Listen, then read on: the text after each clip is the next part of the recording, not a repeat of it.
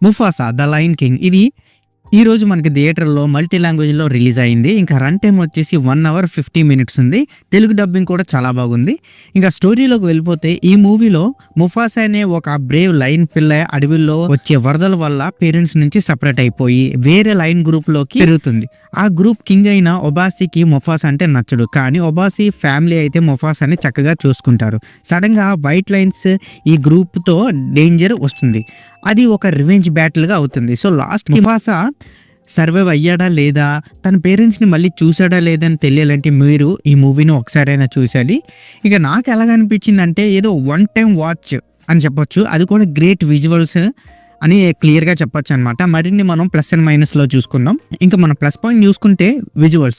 మూవీలో యానిమేషన్ చాలా అంటే చాలా స్టన్నింగ్‌గా ఉన్నాయి. మనం అదే అడవిలో రియల్‌గా ఉండి పక్కపక్కనే తిరుగుతున్న యానిమల్స్‌ని అయితే ఎలా చూస్తే ఎలా ఫీల్ వస్తుందో అలాగే మనకి మంచి స్క్రీన్ ప్రెజెన్స్ అయితే మంచిగా ఇచ్చారు. ఆ విజువల్స్ అలాగే ఉన్నాయి. ఇంకా మహేష్ బాబు అండ్ సత్యదేవ్, బ్రహ్మానందం, ఆలీ వీరి డబ్బింగ్ అయితే వేరే లెవెల్ అనే చెప్పాలి. అలాగే ఎంగేజింగ్ మూమెంట్స్ కొన్ని సీన్స్ మెయిన్‌గా ఆ వరదలు వచ్చే సీక్వెన్స్ కానీ క్లైమేట్ చేంజ్ అయ్యే ఆ సెట్టింగ్ సీన్స్ గాని అయితే చాలా అంటే చాలా కంటికి అయితే మంచి ఫీస్ట్‌ని అయితే ఇస్తది. నేనైతే 2డీలో చూశాను. 3డీలో అంతా ఉండకపోవచ్చేమో నాకు అనిపిస్తుంది. ఇంకా నెక్స్ట్ వచ్చేసి యానిమల్స్‌తో ఎక్స్‌ప్రెషన్స్ చాలా రియల్‌గా క్రియేట్ చేశారు.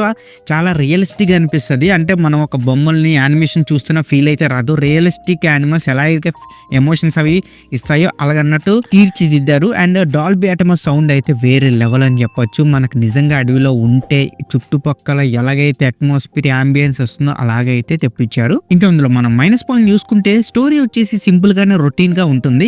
మెయిన్ గా లయన్ కింగ్ మూవీ చూడాలి. ఎందుకంటే అక్కడికి ఇక్కడ కొన్ని సీన్స్ అయితే ఉంటాయి అన్నమాట, సీక్వెన్సెస్ అలాగా.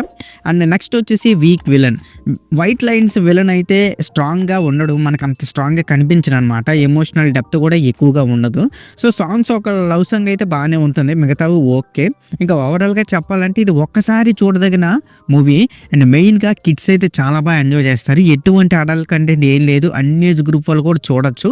అండ్ ఈ మూవీకి నా రేటింగ్ వచ్చేసి నేను 2.5 అవుట్ ఆఫ్ 5 అయితే ఇస్తాను. సో ఇక్కడతో ఈ వీడియో ఇంతే guys. Please subscribe to my channel Venky workers. పక్కనే ఉన్న బెల్ ఐకాన్ని ఆన్లో ఉంచుకోండి. అప్పుడే నేను చేసిన ప్రతి వీడియో నోటిఫికేషన్ మీకు వస్తుంది. And don't forget to like and share the video. That's it. This is Venky Walker signing out. Keep watching movies. Love you. Tata. Bye bye.